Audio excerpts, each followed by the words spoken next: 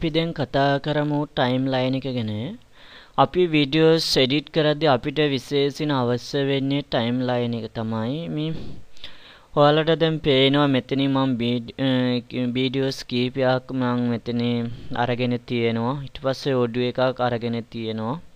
ඊට පස්සේ ඔයාලද මේ අපි මේ වීඩියෝස් ටික එඩිට් කරද්දී අපිට පෙන්වන්නේ මේ මොනිටර් එකේ තමයි. මේකට කියන ප්‍රෝග්‍රෑම් කියලා. අපි කරන වීඩියෝස් එක තමයි මෙතනින් බලන්න පුළුවන්. ඔයාලා මේ ටූල් බොක්ස් ගැන දැන් හොඳටම දන්නවා. මෙතනින් අපි ප්‍රමාණය වෙනස් කරන්න පුළුවන් ගැන දන්නවා. ඊට පස්සේ ඔයාලට මේක තමයි ටයිම්ලයින් එක කියලා කියන්නේ. ඔයාලට දැන් පේනවා මෙතන ටයිම්ලයින් එකක් අපිට පෙන්වනවා. අපි මේක ප්ලේ කරද්දී මේ ආකාරය වලද මෙතන පේන තප්පර ගාන යනවා ආකාරයට. ඊට පස්සේ ඔයාලට දැන් මෙතනත් පේන මේ ආකාරය තමයි ටයිම්ලයින් එකේ වැඩ කරන්නේ කියලා. අපිට ටයිම්ලයින් එකට දැන් අපි මෙතන උන වෙනස් කරන්න පුළුවන්. අපි අවශ්‍ය ගාන තප්පර ගාන විනාඩි ගාන මෙතන දාන්න පුළුවන්. මම හෙටක් දැම්මනම් ඊට පස්සේ අපිට ඒ තප්පර දෙකක් වගේ තමයි හෙටකට අපිට මෙතන පෙන්වන්නේ. ඒ ගාන අපිට දාන්න පුළුවන්. ඒ වගේ අපිට මේ ආකාරය අපි යන ගාන මෙතන පෙන්වන්න පුළුවන්.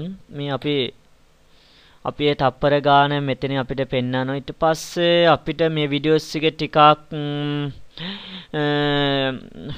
ටිකක් අපිට පෙන්වන්න පැහැදිලි මදි නම් අපි ටිකක් ලොකුවට බලන්න ඕන නම් අපිට ප්ලස් කියන කීබෝඩ් එක ක්ලික් කරා නම් අපිට පෙන්වනවා. ඊට පස්සේ මයිනස් කරා නම් අපිට ටිකක් පොඩියට පෙන්වනවා. ඒත් අපිට පැහැදිලි නැති නිසා අපි හැම වෙලාවෙම අපි වීඩියෝස් එකක් එඩිට් කරද්දී අපිට මේ ටිකක් පැහැදිලි පේන්න ඕනේ මේ වීඩියෝස් කොටස් ටික. ඒ නිසා අපි ප්ලස් එක ඔබලා පස්සේ අපි මේක විශාල වීඩියෝ ප්‍රමාණය බලන්න පුළුවන්. ඒ වගේම අපි විශේෂයෙන් අපි මෙතන පල්ලයක් තියෙනවා. අපි මේකේ වුණත් අපිට උපරිමේ විශාල මේ වීඩියෝස් එක ගන්න පුළුවන්. ඊට පස්සේ අපිට ඒ වගේ අරගෙන පස්සේ අපි ටයිම්ලයින් එක දාලා බලමු. මම හෙටක් දාලා ඊට පස්සේ අපිට ටයිම්ලයින් එක පෙන්නන මෙහෙම කරලා දැන් බලන්න ඔයාලට පුළුවන් ටයිම්ලයින් එකේ හෙටක් තප්පර විනාඩි දෙකක් මෙතන ඒ ගානම පෙන්නන මේ ගානම මෙතන පෙන්නන ඔයාලද. ඒ නිසා ෂෝට්කට් එකෙන් උනත් පුළුවන්. ඒත් නැත්තම් පල්ලෙය ගිහිලා මේකේ උනත් ඔයාලට වෙනස් කරන්න පුළුවන්. මෙහින් මේ පැත්තෙන් කරනම් ඊට පස්සේ අපිට පොඩියට පෙන්නනවා. ඉස්සරහින් ජූම් ඉන් කරා නම් අපිට විශාල විදිහට පෙන්නනවා. අවුට් කරා නම් අපිට ටිකක් පොඩි ප්‍රමාණය තමයි පෙන්වන්නේ.